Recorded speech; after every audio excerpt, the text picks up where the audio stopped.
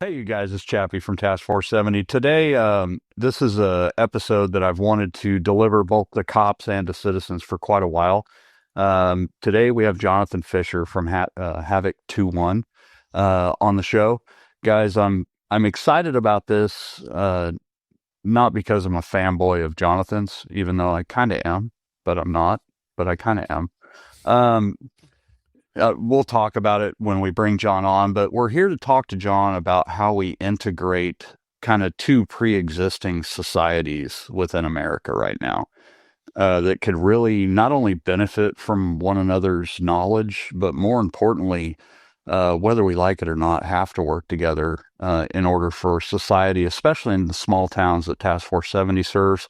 In order for us to fully serve that community, we need to be integrated with these two communities. So, without any further ado, I'd like to bring Jonathan on. Say hi, Jonathan. Hi, everybody. It's me, Jonathan, It's or Havoc21 if you know you from Twitter. exactly. He's on Twitter and Instagram and Bookface and all the different thingamajigs. Uh, he also has dogs, so if you hear those in Yeah. the background, I'm not going to make the drunk editor edit those out, Yeah. even though it'll drive him crazy. People Oh, don't love it. care. People like dogs, Yeah. Yeah. so Take that. me included. Yeah, exactly. Go ahead. Exactly. Exactly. So, Jonathan, I first of all, I really appreciate you coming on. I know how busy you are Oh, no. between all your different jobs and all the service that you provide to the citizen market. Um, we have a pretty good discussion tonight, but before we get started, without going into an hour and a half about what a great childhood you had and all that, can you tell us a little bit about yourself, especially for the cops who don't know who you are? uh, Yeah, definitely. No, I won't. I won't regale you with tales of high school and how my parenting was and such. It was mainly great. If you must know. right. But I started off in the army back in like early GWAT, mid GWAT days. I think I joined in Hmm. 2007. I was a cavalry scout in the army. I did that for 8 years, a couple Hmm. deployments to Iraq, but that's mainly like pretty irrelevant at this point. As far as experience goes, I'm not gonna like reference, be like, well, back when I was in Iraq, I did this. Like, it doesn't. Right. Pretty irrelevant. There's some things that carry over, but very few. But since then, I've just been a civilian. So Hmm. I've never been in law enforcement. But over the last couple of the years of training and being involved on like the civilian preparedness side of things, I've gotten into training with law enforcement a decent Hmm. amount through op4ing and doing force on force training with them, being a role Hmm. player. Um, and then on the civilian side of things, I started a Twitter account on a whim about a year and a half ago, and I've somehow got 22,000 people that have decided that what I'm saying is worth listening to. So that's wild. Right. So there's a mass delusion going on. Right. And then I do some YouTube stuff with Dirty Civilian. Hmm. Help contribute there with scripts and concepts and film sometimes. But Hmm. on the personal side of things with training, it's mainly I train at Darcy a lot. I train Hmm. at other courses, all geared towards civilian preparedness, right? Hmm. So whether that's tactics or it's like field craft. And then the other big part of my life is competitive shooting, Hmm. USPSA, and lots of dry fire, which is one of the things that go Right. to up on the internet. But yeah, that's mainly what I do. That's kind of who I am and what I'm into these days. Well, I appreciate you making that very concise. Yeah, So, th- so I'm going to introduce you to cops because cops speak a different language. for sure. So, just because Jonathan's a competition shooter and a preparedness guy does not mean he's a wacko. I've trained with John on an individual level. Him and I took a really good Mojave repeater class together, and he's shown himself to be an actual uh, a very valuable asset not only to the preparedness community, but I think to the law enforcement community as well. And having talked to some cops who've dealt with them outside of the normal spheres that I run in, there's nothing but super positive that comes out of that. So he's worth paying attention to, especially Jonathan. I think you bring a good perspective. Again, not kind of like you said, like putting aside your military experience, which I think is valuable in the law enforcement world, because I've seen that you're able to contextualize that correctly when you Yeah. deliver it. Like, not everything is Baghdad in 2009. Like, Yeah. that's As fun as that would be. right. Exactly. It wasn't very fun, but it was a little fun. Um, but um, you're able to contextualize for people how they can take the lessons from things like that and the lessons from competition shooting, especially your dry fire stuff, and then contextualize it into something that, like, no one, a law enforcement officer or a prepared civilian, can know what their problem is going to be when it arises. So that's one of the things I find most valuable in what I've seen you produce. And Dirty Civilian does something similar as well. I'm very glad that you're involved with that tribe as well.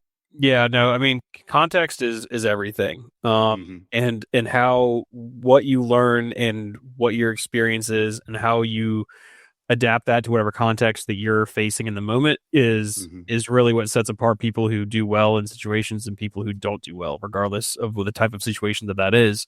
You're never going to know precisely what situation you're going to be in. And on the civilian side of things, we see this a lot with the guys who are the more of the wackos, right? Where the only Mm-hmm. thing they ever think about or prepare for or train for is like some kind of like zombie apocalypse, into the world, Mm-hmm. EMP, complete lack of rule of law situation, right? And that's all they Right. train for. And it's just like, okay, well, that's like a very small, like if you look Mm-hmm. at like the old like risk assessment matrix where it's like Mm-hmm. probability and then like severity.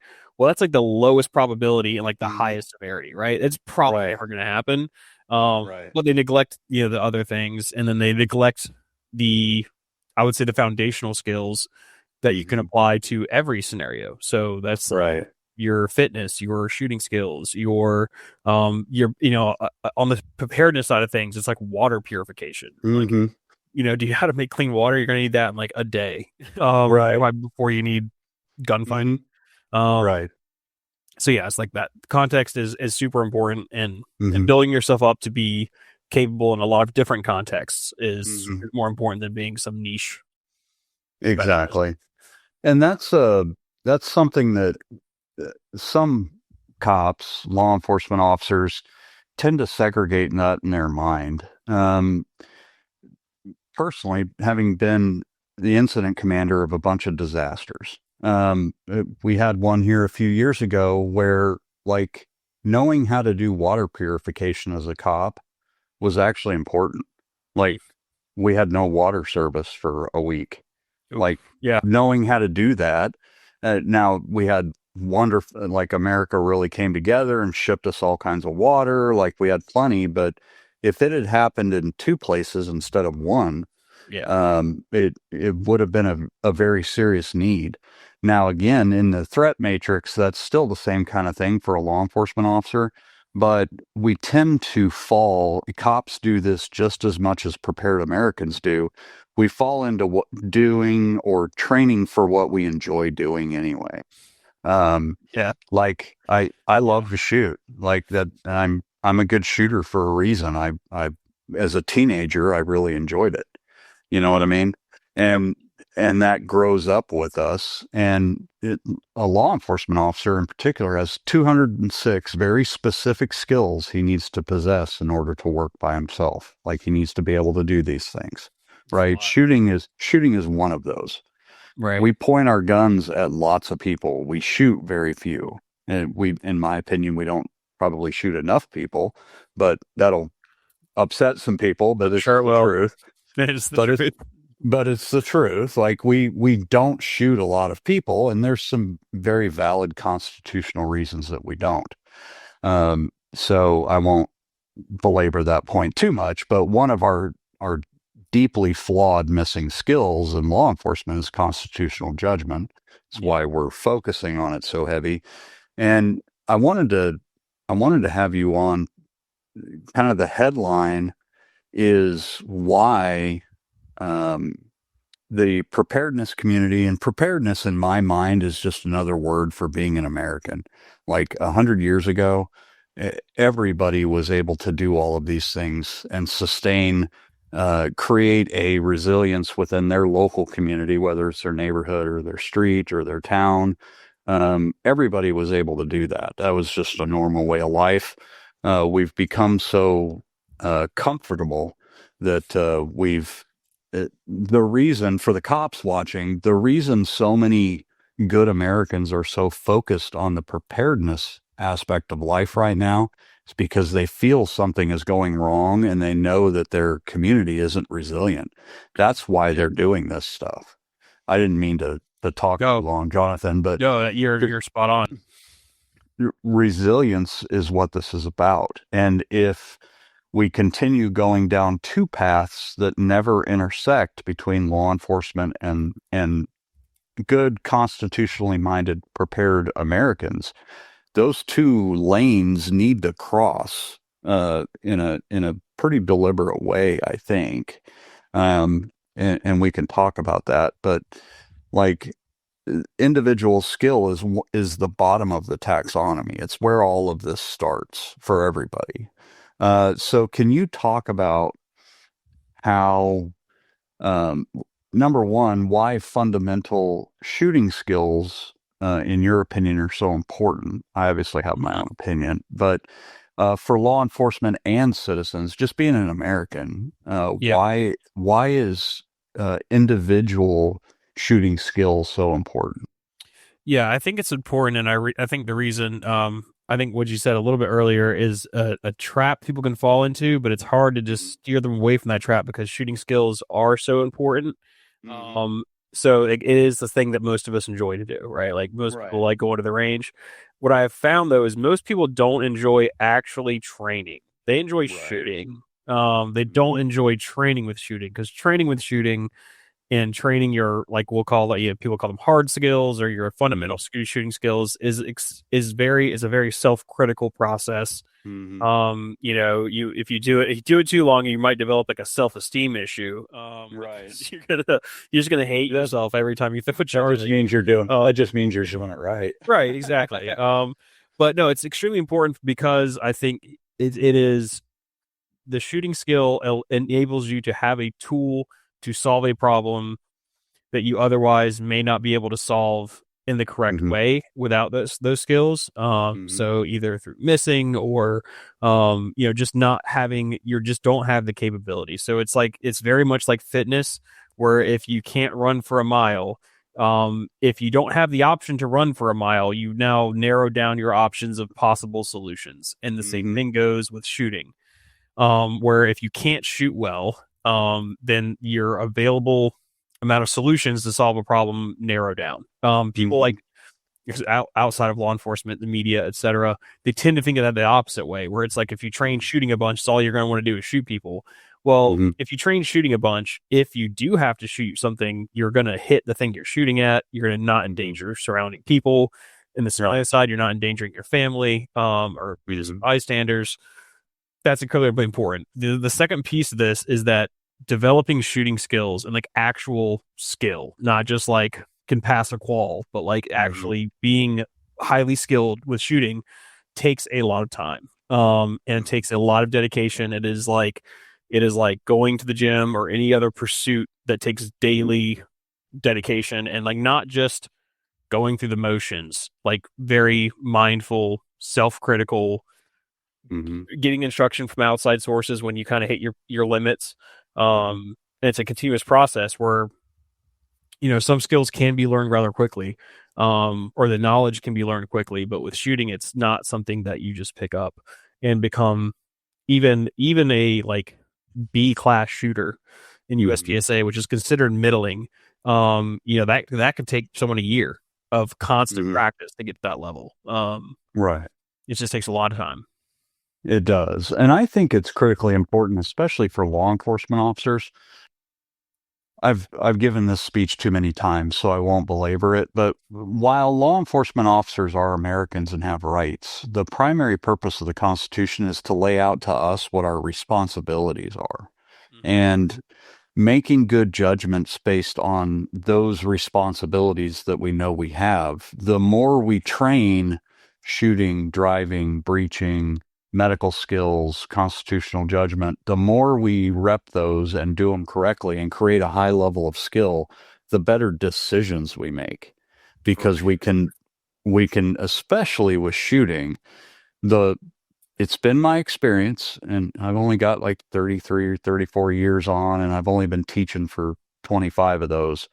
But in that time, having known thousands of cops, top cops all over the country, the people who are less likely to shoot somebody are the people with a very high level of individual firearm skill Mm-hmm. because they have longer to go before they make a decision, and they are less likely to make a panicked decision based on a lack of confidence and skill, if that makes sense. 100%, and that is definitely. I mean, my experience is not. But I'll take two contrasting experiences, and this is where like I can reference back to like 2007 GWAT stuff. Sure. Right?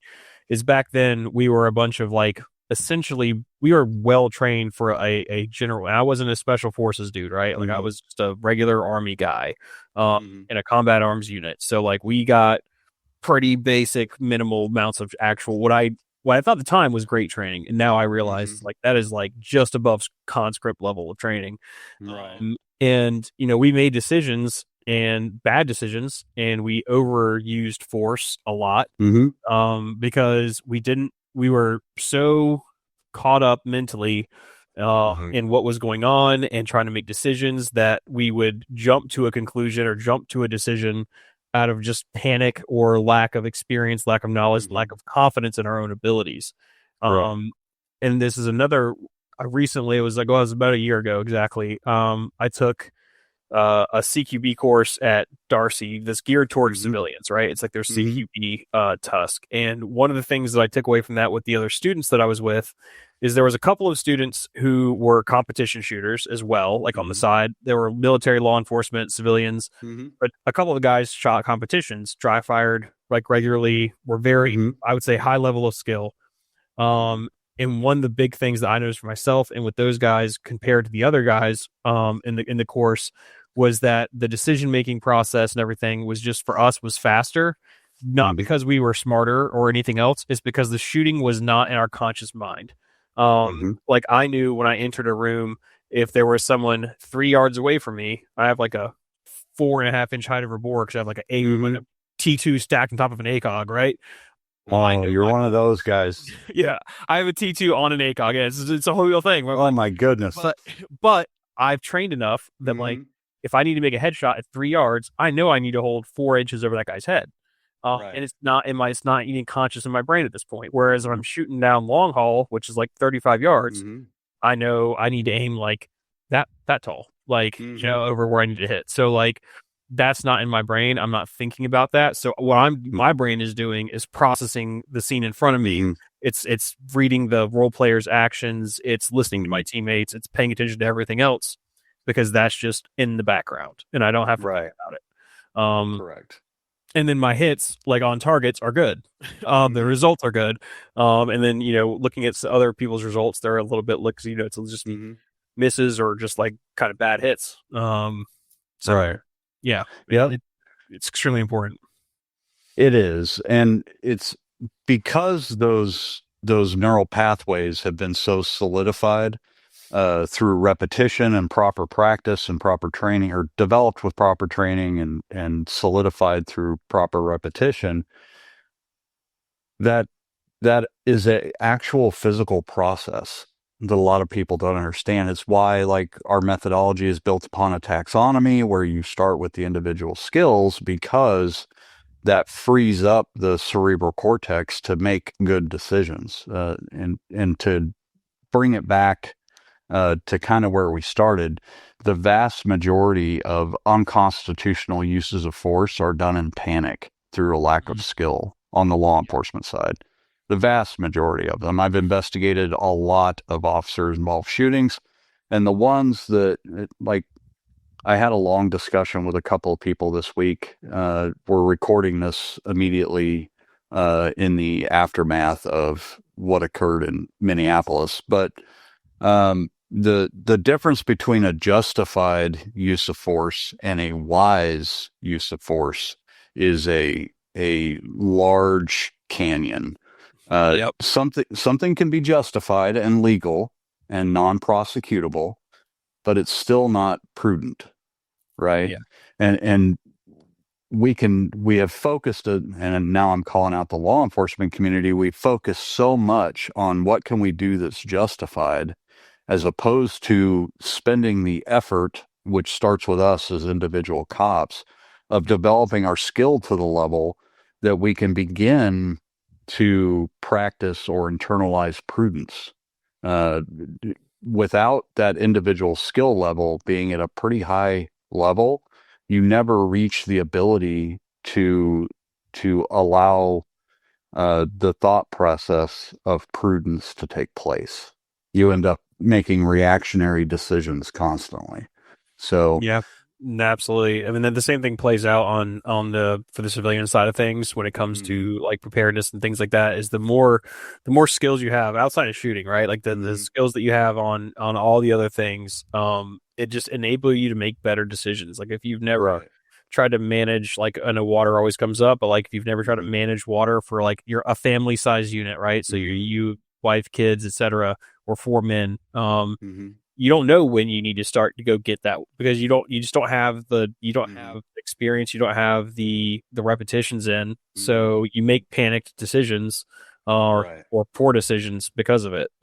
right, And it's just exactly. it applies across the board.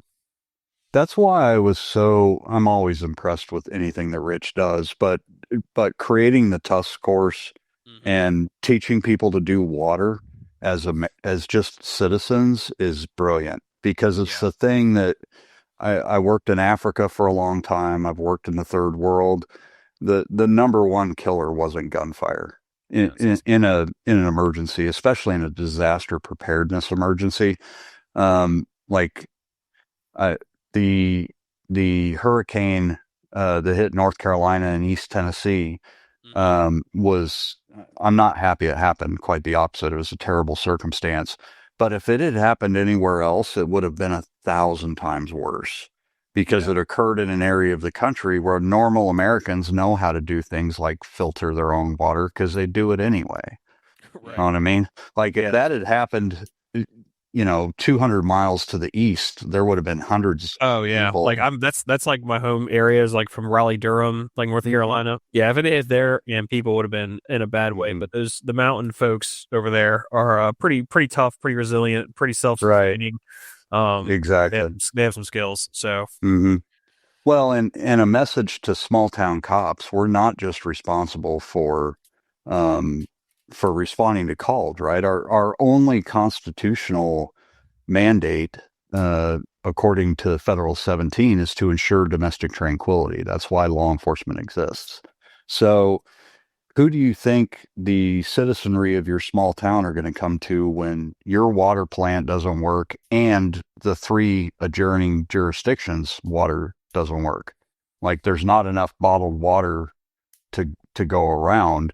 Do you know the skills that you need to make your community more resilient?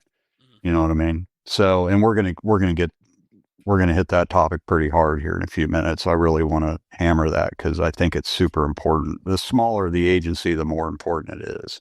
yeah. Um, so we've kind of talked through why the individual skill, especially of shooting, is so important. It's the one decision cops make that the courts can't take back.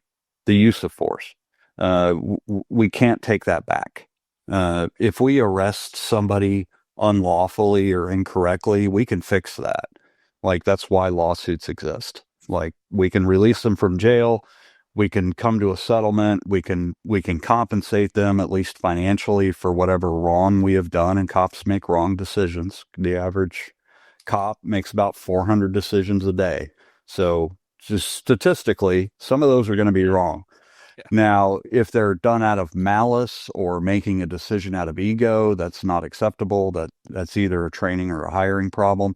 But, we make mistakes. The mistake we can't take back is one that we had control over ahead of time through the use of lethal force by training ourselves to a high level to put ourselves in a good circumstance to make good decisions. So, based on that kind of framework that we've built so far, how would you recommend, from your perspective? Because I think, despite what a lot of cops think, we as cops, as a group, aren't super original thinkers, right? So, Yeah. Yeah. what do you think a good prioritization of training would be for force, lethal force versus all the other stuff we need to be able to do well as well? Like, how would you prioritize those things, especially aimed at small towns, at the people who really need that kind of help? Yeah. For law enforcement, like Mm-hmm. what's my take on priorities of training? Right. Yeah. So I mean, I think one of the reasons I'm a huge fan of like Task Force 70 is Mm-hmm. constitutionality is huge. And then it's like there's some things that I think go like almost simultaneous levels of importance Mm-hmm. where like making sure number one, like you're serving your community in a constitutionally a constitutional way where Mm-hmm. you're not infringing on anyone's rights as an American. Right.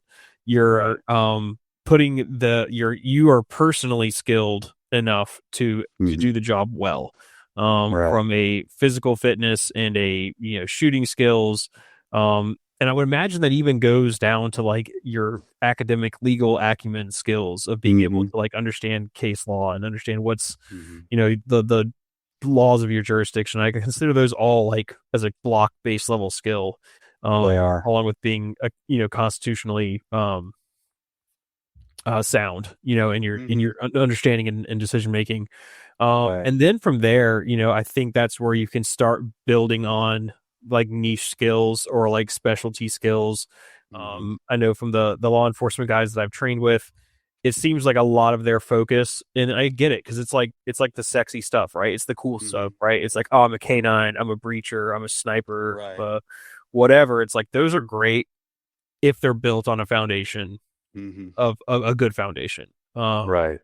And I think the kind of going along with that, like I guess in my head, I'm picturing this as like there's like two columns. There's like Mm-hmm. the personal side where you're building these like foundation of skills, Mm-hmm. building your niche skills on top of that.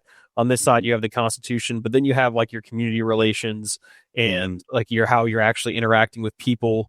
Um, and from the prepared citizen side of things, I have a little bit Mm-hmm. different take, I would assume, than like most community interactions are not with people Mm-hmm. like me, Right. law-abiding citizens.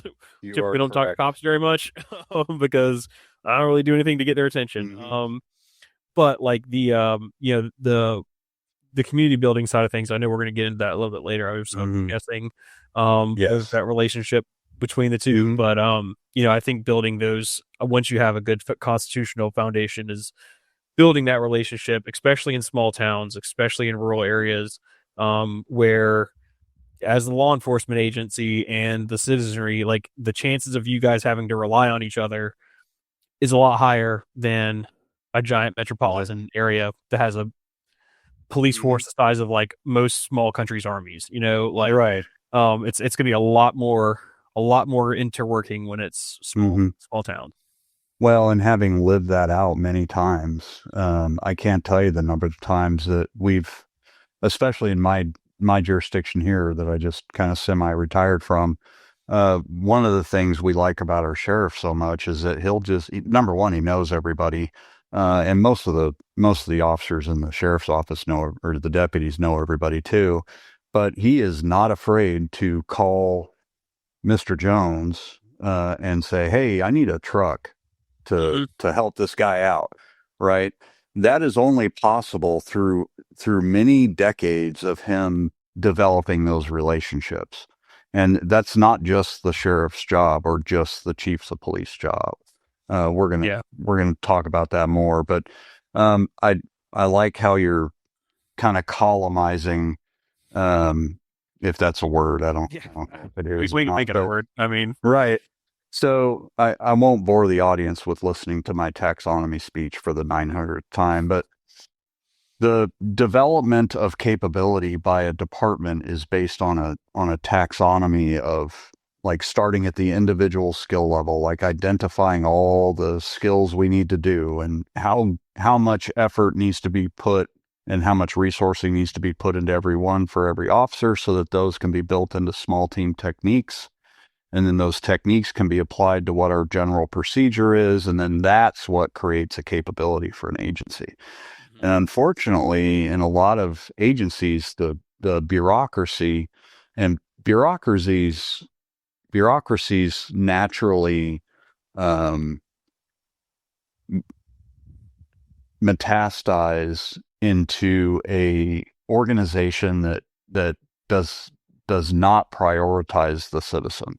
It prioritizes itself. So, especially as small town agencies, we need to be constantly watching ourselves for that, if that makes sense. But I think developing as the individual officer, what we can do is identify the stuff. If the department's not doing it for us, or even if they're doing some of it, identifying the stuff that they're not doing and really focusing down on what I can be doing. And I really do think that we don't shoot a lot of people, thankfully, but we also that just finished doing the statistical analysis for 2025.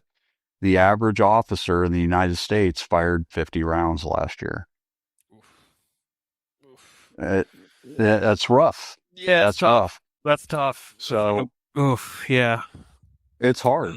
Like, Yeah. and even if every one of those officers, that mean number, if every one of them did some dry fire, I guarantee you they didn't dry fire once a week, much less every day. Right. Which is why it still astounds me at how good America is. People complain about the cops, and people always have, and they always will.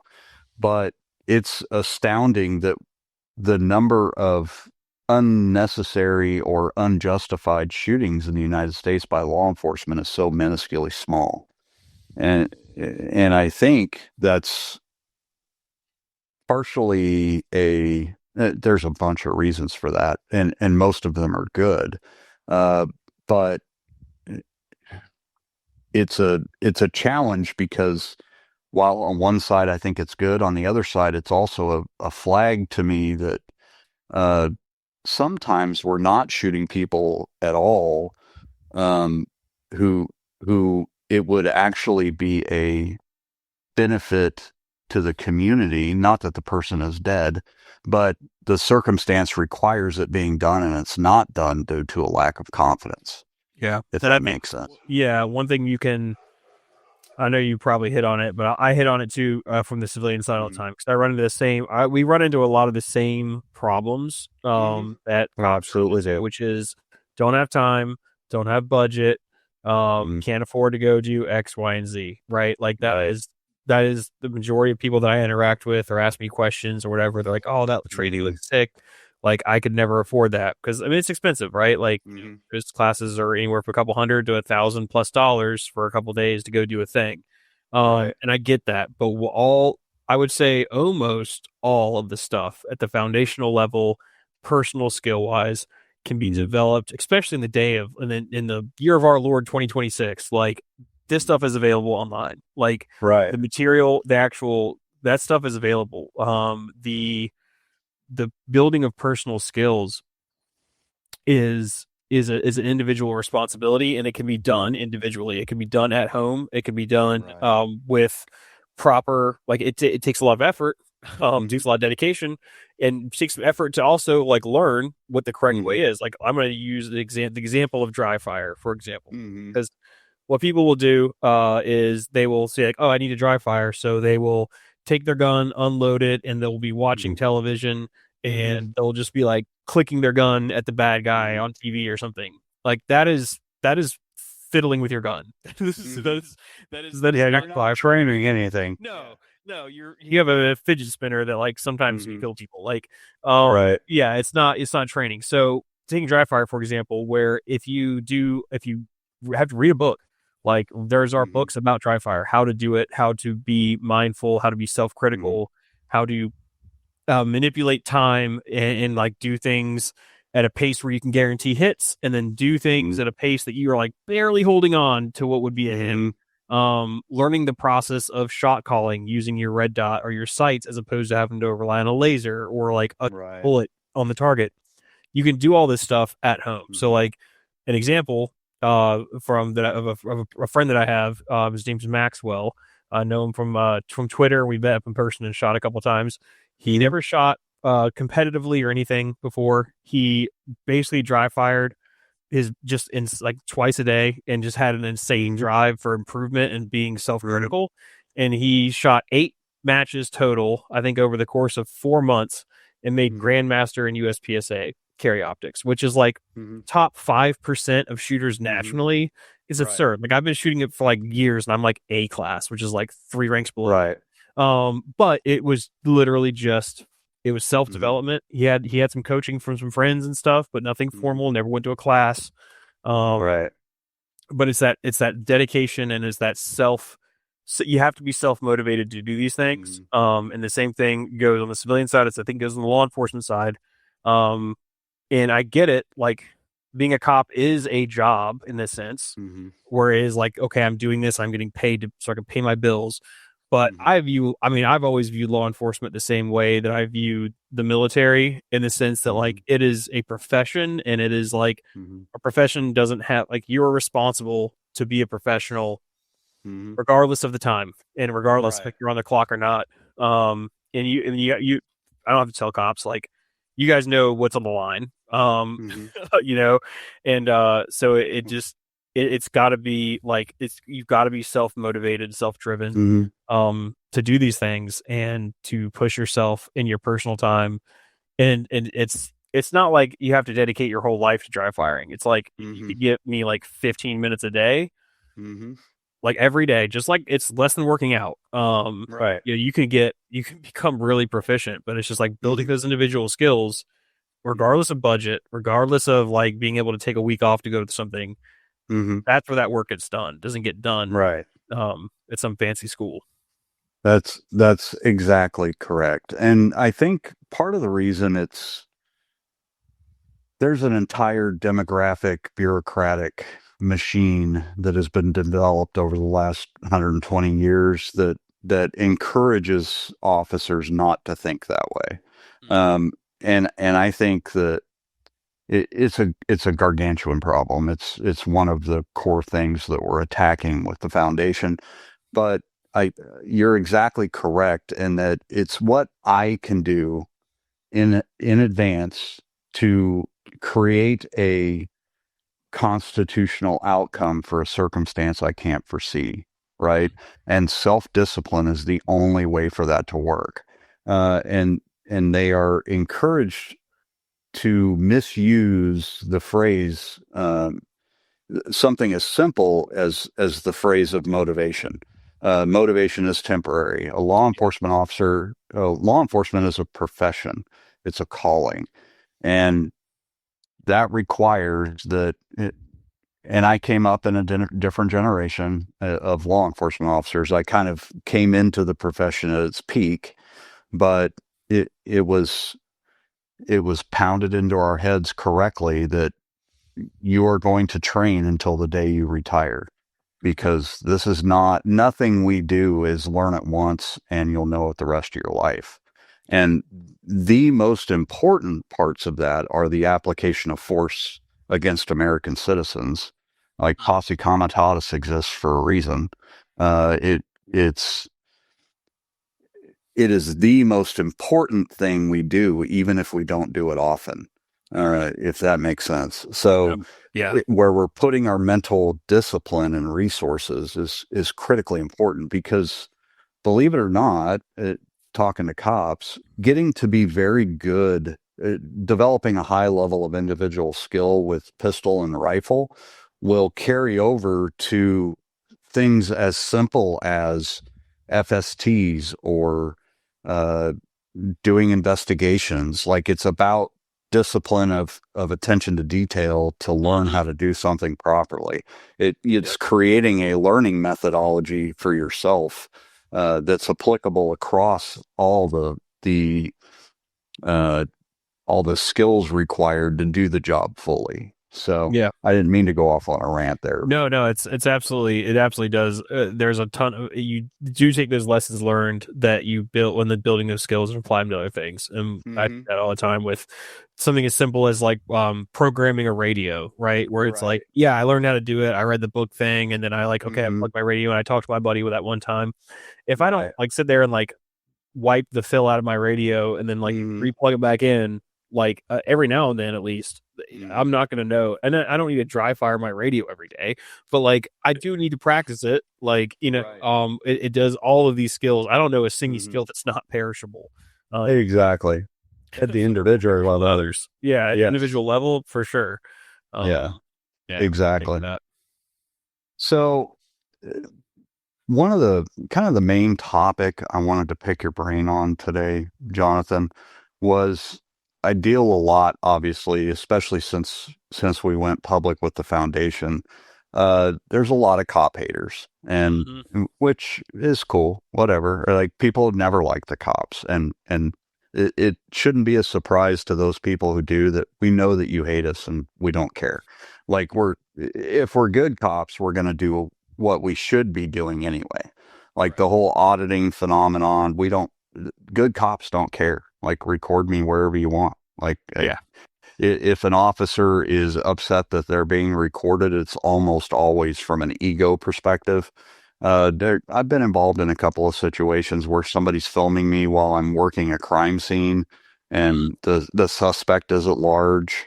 Like, right. What you're doing isn't illegal. And yes, you have a First Amendment right, but you also have a responsibility to your own community to not screw our case over, right, and prevent us from gaining justice for a legitimate victim, which can happen. It's not usually the case with First and Second Amendment auditors, but that leads me, at least leads me intellectually to how can we bring the people who distrust the police so there's several categories. I've done a couple of videos on this, so I won't belabor it too much, but there's a couple of trains of thought. There are people who hate cops because they get arrested all the time because they commit crimes.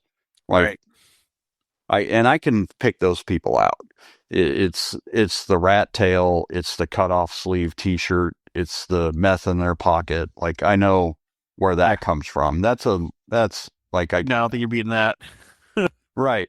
So there's also some people who have legitimate concerns based on the parasocialization of social media, that every video they see, like they watch a TikTok all the way through, which trains their algorithm for what they want to see of a cop acting like an asshole. Yep. And parasocially, our brain is wired biologically to think that category of people, that's how they act. Right. Right. So it's on us as cops to start to, like, we can't train the internet. Like, no, we can make the most huggy feely, handing out coins, giving away patches, hugging little kids that we want. Nobody's going to see it, right? Or if they do, they think it's propaganda. Something we can do that also has the larger benefit of developing actual useful relationships with members of our local community in order to build resilience. Like the resilience of the community is kind of at the heart of ensuring domestic tranquility. Like in when times are good, how cops get along with either preparedness groups or individual citizens doesn't matter as much as it does as in an emergency when domestic tranquility is critically important, like everybody pulling in the same direction. If we can if we can talk about from your perspective, because you touch a lot more of the preparedness community than I do. Um, what can we be doing without cucking ourselves? Yeah. Like, how does a cop who um, doesn't see that community in any way outside of social media, how Mm-hmm. does he develop those relationships? What can he be doing that's within his scope that, uh, like, is it as simple as going to the range on your own time instead of like it? What are some of your thoughts about how to create the trust necessary for that relationship to develop? Because the foundation of all of those relationships is trust. Right. Yeah. I think you have to get out and meet people where they are. And Mm-hmm. I think for the individual on the individual cops level, like the relationships that I have with like different law enforcement Mm-hmm. agencies around me have all Mm-hmm. started usually like because I met a cop at a match, like at a USPSA Mm-hmm. match, and they're there. Like they usually have like a USPSA has a law enforcement division or whatever, so you Mm-hmm. can use essentially you can use your duty belt without having to Right. worry about breaking any rules or like having any Right. restrictions, right? So they Right. usually be running their duty rig, and it's like, okay, I Mm-hmm. can. This guy's got handcuffs on his belt, like oh, he's a cop, Mm-hmm. right? Right. We can't hard to tell, but like Right. usually they're there. They're super friendly. They're Mm-hmm. helping pace targets. They're helping reset the stage. They're Mm-hmm. being polite. They're being nice to everyone. Starting up Mm-hmm. conversations, joking around, right?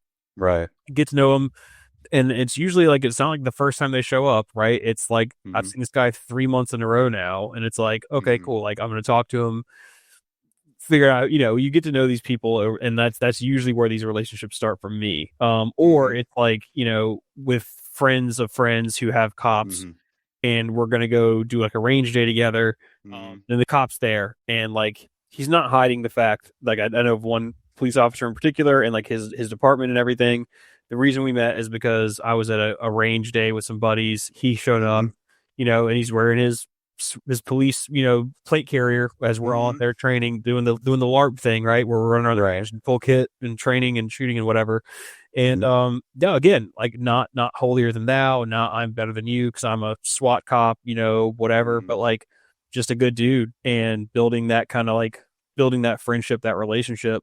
Mm-hmm. Um, that's like how I've built relationships with cops, and what Mm-hmm. they've been doing basically is just putting themselves out there, Mm-hmm. and being good dudes. Like Right. that's really it. And it's like, okay, then you get to know this person and you realize they're just a guy. Mm-hmm. And they're good, they're humble, they're, like they're willing to talk to you. They don't think you're stupid because you're a Mm-hmm. civilian. Right. They don't think that you don't know anything, Mm-hmm. because you don't wear a uniform anymore, or you never did. Mm-hmm. Um, because like you're right, like I run into on my side of things, especially on X, Twitter, right? Mm-hmm. I would say if I had to like poll my following there, I would probably, I don't know, 50% are probably like anti-police, like Mm-hmm. these are all like preparedness minded, like you would Mm-hmm. consider them like conservative ish, maybe like Right. further right than that. Like where they just like, they think cops are part of like the tyrannical, uh, Mm-hmm. infrastructure of government, right? Mm-hmm. Um, and then, Well, I don't mean to interrupt you, Jonathan, yeah. but in some cases they're not wrong. No, they're not. That's the problem. Is that sometimes Right. they're not So wrong. that's literally why the foundation exists. Yeah, right. And so there's I didn't mean to interrupt you. no. I think the only way to erode that in that online algorithmically driven like thing, because it's the same thing. It's I got into like making crab ragoons at home, and all Mm-hmm. Instagram feeds me is crab ragoon content now, right? Like because like I watched a video and I was like, oh, that's awesome. Now it's just like that's all I'm gonna get. Same thing Right. happens, right? You're not beating that Mm-hmm. by doing like the things that don't work, put it for me at least, and my Mm-hmm. like cohort of people, are like the community events where it's like, how come Mm-hmm. out and hang out with the cops, and we're gonna have a barbecue, and That never like works. no, like I'm not going to that. Like I got better Right. stuff to do. But if as far as building those relationships with like preparedness minded people, Going out. Mm-hmm. The other place I would say that I've met cops that I've built relationships with are training courses, Mm-hmm. classes, local classes. Even just like there was a guy, Little Range put on like a precision rifle class. Hey, Mm-hmm. learn how to shoot out to 700 or whatever. I went as a refresher just to like brush up on Mm-hmm. some skills.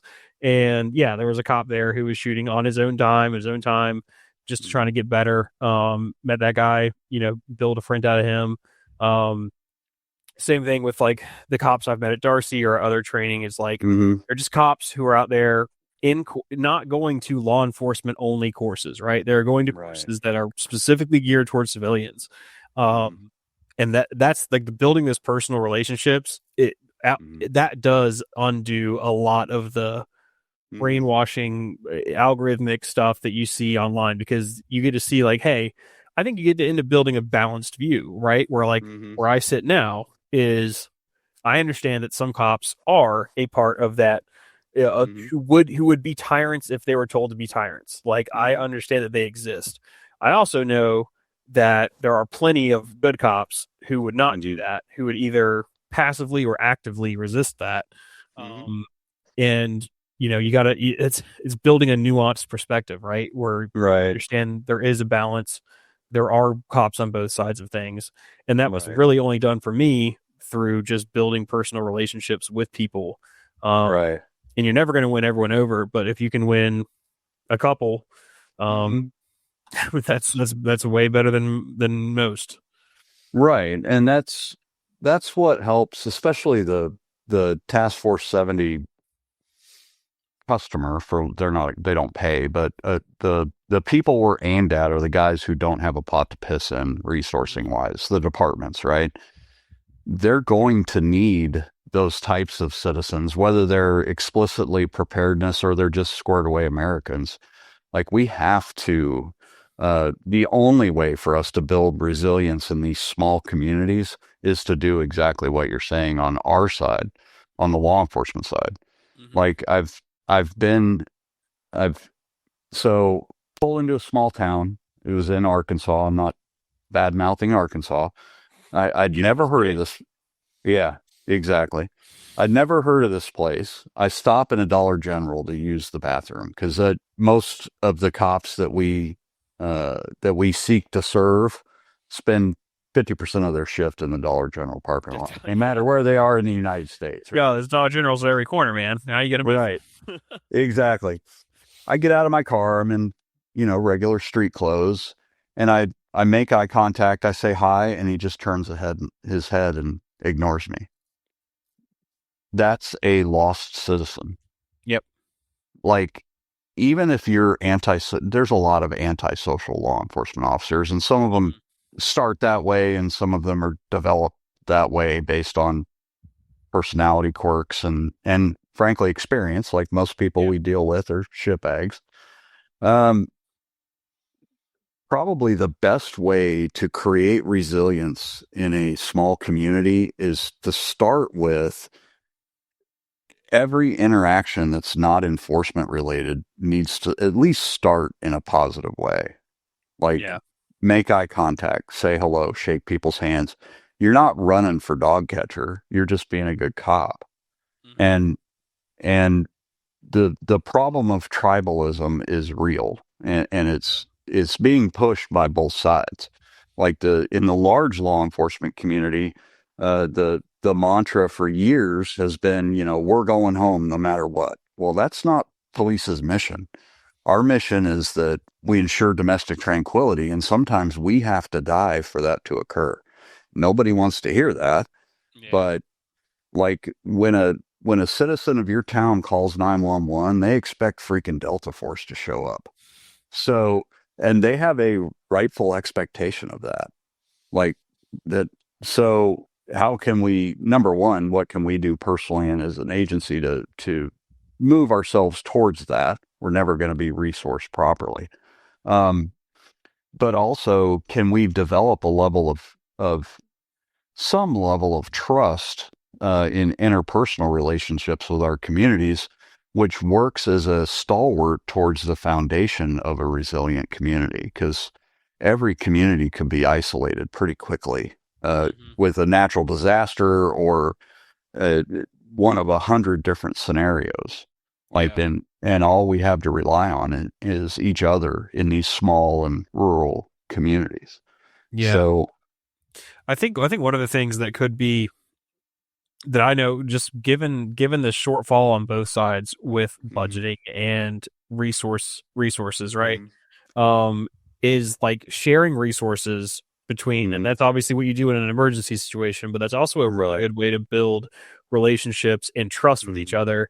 Is, as the law enforcement, and I don't know the legalities of a lot of this stuff and how, like, mhm, risk adverse it might be from like a legal perspective mhm, to do stuff. But like civilians are constantly, I'll say from our side of things, are always struggling to find facilities to train at. mhm, We'll take, shooting is always an example, but like I know shooting, it's like having civilians out with guns and mhm, on, it could be a sketchy situation. I understand that. mhm, Like from a civilian's perspective, like most people don't have access to a place to shoot outside of mhm, a lane range, right? We got to stand mhm, there, and you can't draw from the holster, and you can only shoot one round a second, mhm, and you can't lift, right. you can't do anything, right? Yeah. Well, they're resource hungry for something like that. That law enforcement generally has a place to go do that. Mhm, Sometimes I'm assuming sometimes they don't.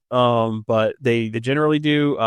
Whether it's just like, and there's resources that civilians have that law enforcement can use as mhm, well.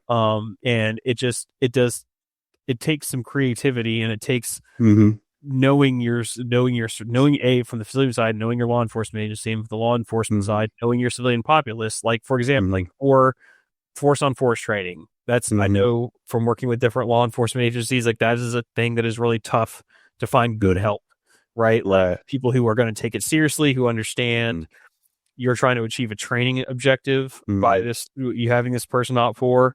It's not an right. airsoft game. Like, I don't care how Right. you're gaming it. I need you helping me teach Mhm, these students something, or these my patrol team mhm, something. right. Um, Whereas, like, and that's a great resource share where the civilians, if Mhm, they're minded to do so and have proven like they're mature and everything else, they can mhm. come and help with that. And No, and we'll do it for they free. get yeah, absolutely, and they get something out of it too. For sure. Like What? that is a huge, like, as someone who does Op 4 pretty regularly, Mhm, right. my fiance also does Op 4 with me, and Mhm, she loves it. And it's a way for us to train as well. Like we get mhm, reps doing force on force with mhm, simunitions or whatever the agency's using. mhm, And we get to hone our own skills as well. And mhm, then with a good working relationship, mhm, you get to have back and forth, and like we do like AARs after mhm, reps and stuff like that. We're giving the police feedback on like, hey, this is what we saw. mhm, This is why I shot you in the side of the head right. as you came in and weren't looking. Mhm, You know, right, we get to give that feedback, and we get to learn right. right alongside them. Mhm, And it's generally free. Like we're obviously not mhm, usually paying to go out for. Like we'll pay for the gas to in right, there. right. But it's basically free training, and it's stuff that you would have to pay a lot of money to go to as a civilian. Mhm, yep. But it's a trade, right? You're providing a resource, you're getting Mhm. a resource back, and you're building Well, and friendships. And you're building a relationship that does nothing but strengthen the resilience that every community is gonna need at some point. yeah. Absolutely. So Joe Wire, the guy who runs the Alliance Police Department's range and SWAT team, I worked at Alliance for a long time, and um, they were one of the first ranges in the country to open to civilians. Not just come and shoot, but the department taught a class a couple times a month. Any citizen of the city could come take things like that. That really costs the department nothing, and it was like we'll take half the step, and Right. it just takes the citizens to take a step. And now Joe knows everyone in the city. The that town back in the day was pretty rough. Um, Part of it is gentrification, but a big part of it was the decades of work that the department put in.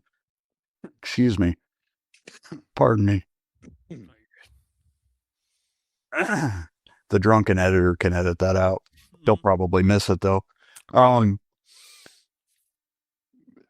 that happened because the forethought put into we really need to develop an actual relationship with the community. not a pass out stickers under a banner once a month Yeah. at Walmart, right? Excuse me. Those relationships in the small and rural agencies is far more important than especially young cops understand. Young cops are pumped up in the academy with, it's us and them, and we're going home and all that. When that is the Yeah. exact inverse of the reality of constitutional law enforcement. Um, so it's really the only way to make, like, your community can be comfortable, but is it survivable? Is it, Yeah. if a large emergency happens, who's responsible for leading that effort? It's the police department or the Yeah. sheriff's office. That's who's Yeah. responsible for that. Yeah. So Exactly. you're not going to get any followers if you haven't developed that relationship ahead of time. So Yeah. that's the primary message I'd like cops to inculcate, is that I'm not just preparing for my safety. excuse, excuse me. Sorry, Jonathan. No, you're good. You're good. That's that's what I'm trying to get across, is that in small and rural agencies, yes, we know that there are no resources coming. We know that, but for Mhm. training, that we've studied that with Hillsdale College for 2 years at this point. We know exactly how much money they get, and it's not a pot to piss in. It's nothing. That's why we exist. Yeah. Um, that's why we need the public support at the small scale, is to prevent it from turning into part of the bureaucracy. It's why we ask for donations the way we do. But it's up to us as the small and rural law enforcement community to start that conversation and develop those relationships. That's Yeah. our responsibility. What we would ask of the citizens, and starting with prepared citizens, because they're the closest touch through shooting or preparedness or communications. I tried my best. I promised to become a comms guy because I thought it was important. Yeah. I suck at it. It's I'm terrible. terrible at it too. I'm terrible. Yeah, I was horrible. But like, finding those things that we can interact with, the closest touch is the responsible preparedness community. Yep. People who, by definition, care about the Constitution. And so we educate ourselves on Constitution and constitutional judgment, which isn't taught in law enforcement at all. The case law is taught, which doesn't actually exist. Yeah. But anyhow, I've done lots of videos on that. But um, it's abysmal. The, for the small town young police officer who hasn't been through a lot of good training, or hasn't had a ton of experience, if they run into somebody like you, I can almost guarantee that you will know more about the Constitution than they will. So if cops can turn down the asshole a little bit, they'd be Mhm. surprised at how much reciprocity of relationship effort they will get from people who Yeah. give a crap in their community. I think so for sure. I mean, like, because I think it is on the law enforcement. Like the impetus is on law Mm-hmm. enforcement. Make that first step, make it known to the citizenry and the prepared citizenry and the people who are constitutionally minded that, like, hey, this is very important to us as well, Mm-hmm. and Right. the most important thing to us, and because I think that would, that a lot of people on the civilian side of things are going to be very hesitant to reach out and make that Mm-hmm. first step, because what they're thinking in their head is, I'm now making myself a target for Mm-hmm. when they want to bust somebody for, not that they have illegal guns or illegal things, Mm-hmm. but it's like they're going to let these guys know that I have, a bunch of like guns and night vision and Mm-hmm. suppressors and whatever. Like, yeah, I don't want to let the cops know I have all that stuff. They don't, Mm-hmm. if they don't know, like, the cops are cool, for lack of better words, Mm-hmm. about it. Right. And but one thing that the civilians, I think, fail to understand, and the importance of this relationship, is Mm-hmm. like, if their worst fears become true, and the federal Mm-hmm. government or the state government becomes tyrannical, or Mm-hmm. someone else gets into office, and all of a sudden, you're losing the gun rights, and you're, Mm-hmm. being told that the stuff's going to get confiscated. What they don't understand is that, like, their first line of defense is their local law enforcement, and the local, Right. like, and even from a, like, morally justifiable and that you can, is whatever people's faith or anything else is, what is morally justified as far as like resisting the government, and fighting the government. The whole like doctrine of lesser magistrates, like that's kind of like the prevailing theory with, civilian preparedness and what are you morally obligated or allowed essentially to fight your own government or fight your own people. And it's like that relies on local leadership, local law enforcement, sheriffs, governors, mayors, etc., to give you that moral high ground to resist. And if you don't have those relationships built, then I'm like, where do you think? I just don't know what people realistically think they're going to do to resist a tyranny type situation without their local law enforcement and local governments, etc. Like, those are like the one thing you'll learn if you do take a Tusk class is that you will never do anything by yourself. Right. And you and your three best buddies are also not going to do anything. You need a community, not a fire team. So where are you going to get that without your local community? And who is already like running that local community is like your local government and your local law enforcement. So like those relationships, if you want to be resilient and prepared to defend your constitution that you proclaim to believe a lot in, it's like you should probably know your local law enforcement and maybe get away from the echo chamber online that tells you that every cop is a tyrant, and go out and meet your local guys. I can't speak for the people who are like, I live in downtown Chicago. Like, I'm sorry, I don't know, move somewhere else, man. Like, get out of the city. For local rural America, I think that's the key. And it's the majority of America. And building those relationships also allows for the subtle, when done wisely, the subtle influence and guidance to those local governments as well. Guess who politicians listen to? The people who vote for them.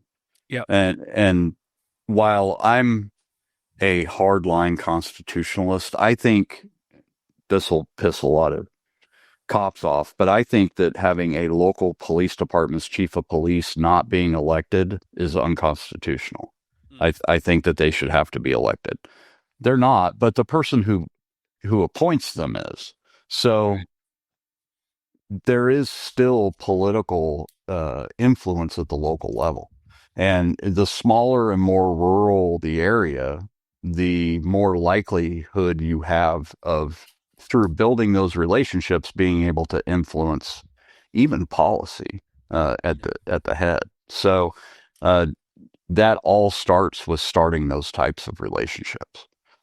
It's not all, political contributions and whatnot. And if you live in a large jurisdiction, it's easy for me to say, hey, move away. I know that that's not always possible. Yeah. But getting to know the cops that work your area could be helpful in a whole bunch of ways. Even for sure. During the jab era, some of the blatantly unconstitutional actions I saw being executed by law enforcement officers was enabled by a couple of things. One of them was the encouragement of tribalism in the law enforcement bureaucracy, but one of them was also a lack of those types of contacts at the street level. Like, and part of that is the cops' fault, and part of it is the citizenry's fault for not developing those enablers of persistence ahead of time. Like, we have to think that thing. We need to think those things through as we develop these relationships. So, yeah, I didn't mean to overtalk you there, John. Oh no, you're good. But I think that's important. Jonathan, we really appreciate you a lot. Your perspective is super valuable. Where can people find you on X and Instagram and all the other things that I don't even know what they are? Yeah. Mostly X and Instagram. It's Havoc21. It's all one word. It's just Mm-hmm. like if it's spelled how it's spelled down here. Mm-hmm. Yeah, it's Havoc21 on X and on Instagram. Mm-hmm. And then Dirty Civilian YouTube. I'm on Mm-hmm. there. You'll see me every couple of videos. I'll be on there, or I'll Mm-hmm. maybe have written the script for it. Right. So definitely more to come with them as well in the future. But Good. yeah, that's the main place. If you Mm-hmm. wanna follow me, if you wanna interact with me there, like especially on Twitter's my main platform. Mm-hmm. But yeah, that's where people can find me. I appreciate it. To the cops in the audience, I know Jonathan and I know the dirty civilian guys, and they're not feds, number one. Oh, But no. but number two, believe it or not, for a patrol cop, you can get some great information from those guys. So don't self segregate your tribe. I only listen to cops. Like some folks have some great information, and these guys in particular, especially Jonathan, but the jury civilian guys as well, have some pretty good information and some insightful, thought through content that could be valuable to you. Guys, we really appreciate you. Jonathan, we deeply appreciate your help and your support for the foundation. If you're viewing and you'd like to support the foundation, we only do this through small donors. We take no government money at all. And the only way this is possible for us to train as many small town and rural cops as possible is through people like you giving us $20 a month. So you can visit us at tf70.org/donate. That's my one and only pitch for donations, this video, but we do appreciate it. We give away stuff every month that apparently I found out, bad on me, that I'm not allowed to talk about what we give away on some platforms. So our Oh, I'm drunk, sure. I'm our sure. drunken editor has chastised me appropriately for companies that sound a lot like BC or Mhm. Springfield giving away products every month to our monthly donors. Oh, If you heck want yeah. free, yeah, if you want free stuff, a random number generator picks as many numbers of our monthly donors as necessary to give away all the stuff that the firearms and law enforcement industry provides us every month to give away because they believe in the mission as well. Guys, we really appreciate you. Again, find us at tf70.org/donate and find Havoc21 on X, Instagram, I assume all the other ones Yeah, as I mean, well. I think I'm on Facebook. I think it just kind of cross posts. I don't really go on Facebook. Facebook is crazy. Yeah, I Yeah, I don't know what I'm doing over I there. I got off social media completely for a bunch of years because I got Sure. sick and I found out how much healthier I felt, but now I'm getting drawn Yeah. back in. It's a lot like the Mhm. mafia. So Yeah. we really appreciate you're doing great stuff on your side of the fence, man. We really appreciate it, and we look forward to knocking down the barrier a little more every day between these two uh, tribalized communities, between the constitutionally thinking preparedness community and the local and rural law enforcement community. I think the more we can tie those two groups together, the better. So I Absolutely. really, I really appreciate your time. I know how busy you are, and it's much appreciated. Yeah, absolutely. Thanks for having me. Appreciate it. Thanks, guys. Until next time, we'll talk to you soon. All right.